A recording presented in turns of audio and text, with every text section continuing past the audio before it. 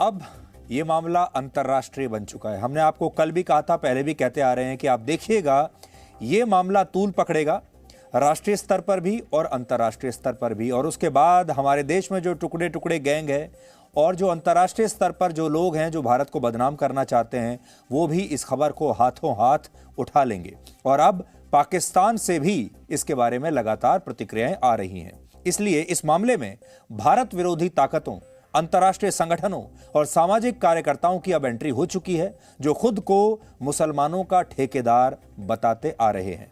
इस मामले में जो सबसे पहला ट्वीट आया वो था नोबेल शांति पुरस्कार विजेता मलाला यूसुफजई का। उन्होंने ट्वीट करके कर्नाटक की मुस्लिम छात्राओं का खुलकर समर्थन किया है। उन्होंने लिखा कि कर्नाटक के कॉलेज में मुस्लिम छात्राओं को हिजाब और पढ़ाई में से एक को चुनने के लिए मजबूर किया जा रहा है। और वो आगे लिखती हैं कि मुस्लिम छात्राओं को हिजाब में स्कूल जाने से रोकना भयावह है। कम या ज्यादा कपड़े पहनने के मामले में महिलाओं को एक वस्तु की तरह समझा जाता है और मलाला भारत के नेताओं से यह अपील करती है कि उन्हें मुस्लिम महिलाओं की उपेक्षा को रोकना चाहिए।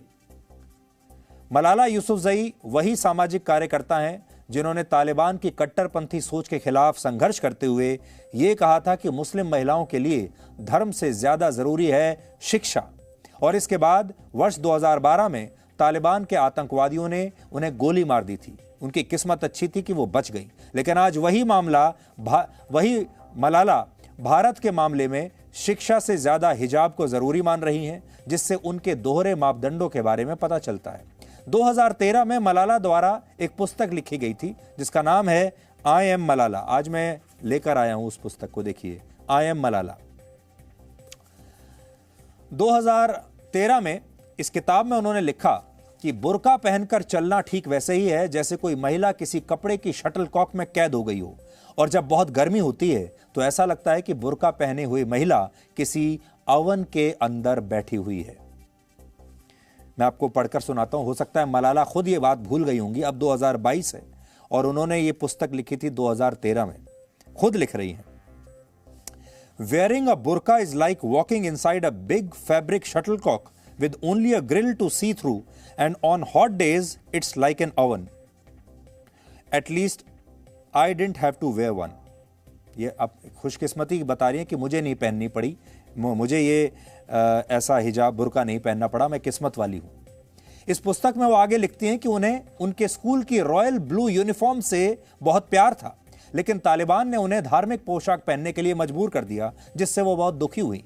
लेकिन आज वही मलाला कर्नाटक की मुस्लिम छात्राओं से कह रही हैं कि स्कूल की यूनिफॉर्म न पहनना उनका अधिकार है, संवैधानिक अधिकार है, और उन्हें हिजाब पहनकर ही स्कूल जाना चाहिए।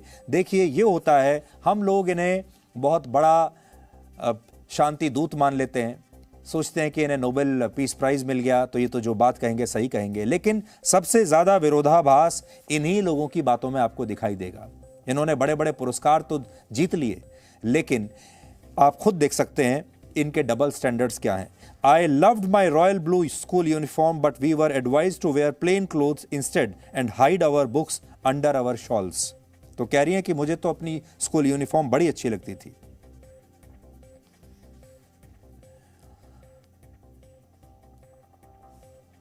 एक बड़ा विरोधाभास यह भी है कि जिस नॉर्वे ने मलाला यूसुफजई को नोबेल शांति पुरस्कार से सम्मानित किया था, उसी देश नॉर्वे में वर्ष 2018 में एक कानून लाया गया था जिसके तहत वहां के सभी स्कूल और कॉलेजों में बुर्का पहनने पर प्रतिबंध लगा दिया गया था। यानी नॉर्वे में मुस्लिम छात्राएं बुर्का नहीं पहन सकती। इसलिए आज हम मलाला से ये पूछना चाहेंगे कि वो नॉर्वे में बुर्के से बैन हटाने की मांग क्यों नहीं करती। उन्होंने यही बात नॉर्वे की सरकार को क्यों नहीं लिखी, और इसके लिए विरोध में वो अपना नोबेल शांति पुरस्कार लौटा क्यों नहीं देती। ट्यूनीसिया, कोसोवो और इजिप्ट जैसे मुस्लिम देशों में भी स्कूलों में बुर्का पहनने पर प्रतिबंध है, लेकिन मलाला जैसे लोग इन देशों पर कोई ट्वीट नहीं करते, और ना ही वो अफगानिस्तान की उन मुस्लिम छात्राओं की बात करती हैं जो हिजाब के विरोध में अपनी पढ़ाई बीच में ही छोड़ चुकी हैं। मलाला का आपने कोई ट्वीट नहीं देखा होगा तालिबान के खिलाफ। मलाला ने बर्मिंघम के एजबेस्टन हाई स्कूल और ऑक्सफोर्ड यूनिवर्सिटी में पढ़ते हुए कभी बुर्का या नकाब नहीं पहना। लेकिन वो भारत में लड़कियों के बुर्का या हिजाब पहनने की मांग को उनका संवैधानिक अधिकार बताती हैं। तस्वीरें आप देख लीजिए, जब मलाला स्कूल जाती थीं, जब वो बाद में ब्रिटेन शिफ्ट कर गई थीं, और ब्रिटेन में जब वो स्कूल जाती थीं तो कैसे जाती थीं आप खुद देख लीजिए। लेकिन भारत की लड़कियों को उपदेश दे रही हैं। अब इस मामले में पाकिस्तान की भी एंट्री हो गई है। पाकिस्तान को और क्या चाहिए था? पाकिस्तान के विदेश मंत्री शाह महमूद कुरैशी ने ट्वीट करके लिखा है कि भारत में मुस्लिम छात्राओं के मौलिक अधिकारों का हनन हो रहा है और दुनिया को इस मामले का संज्ञान लेना चाहिए। और इसी तरह के ट्वीट्स पाकिस्तान के दूसरे मंत्रियों ने भी किए हैं। पूर्व प्रधानमंत्री नवाज शरीफ की बेटी मरियम नवाज ने अपने ट्विटर प्रोफाइल की तस्वीर बदलकर कर्नाटक की उसी मुस्लिम छात्रा की तस्वीर लगा दी है जो कल अल्लाहू अकबर के नारे लगा रही थी। ये आप देखिए, ये मरियम नवाज शरीफ का नया ट्विटर प्रोफाइल है जो इस समय आपकी स्क्रीन पर है। आज पाकिस्तान से हमारा सवाल यह है कि वो अफगानिस्तान में मुस्लिम महिलाओं के अधिकारों की बात कभी क्यों नहीं करता। एक और रिपोर्ट के मुताबिक पिछले 6 महीनों में अफगानिस्तान की 35% मुस्लिम छात्राएं इस वजह से अपने स्कूल नहीं गईं क्योंकि उन्हें लगता है कि अगर उन्होंने हिजाब नहीं पहना तो तालिबान के आतंकवादी उन्हें मार डालेंगे। लेकिन पाकिस्तान कभी अफगानिस्तान की बात नहीं करता, तालिबान की बात नहीं करता। एक बार भी पाकिस्तान ने नहीं कहा कि अफगानिस्तान की छात्राओं को स्कूल और कॉलेज जाने दिया जाए। अफगानिस्तान की तरह पाकिस्तान चीन को भी कुछ कहने की हिम्मत नहीं रखता। चीन की कुल आबादी में लगभग 2.5% मुसलमान हैं, यानी वहां लगभग 4 करोड़ मुसलमान रहते हैं। लेकिन चीन में मुसलमानों को ना तो लंबी दाढ़ी रखने का अधिकार है, ना ही वहां मुस्लिम महिलाएं बुर्का या हिजाब पहन सकती हैं। इसके अलावा चीन के शिनजियांग प्रांत में 10 लाख उइगर मुसलमानों को डिटेंशन सेंटर्स में भी हिरासत में रखा हुआ है।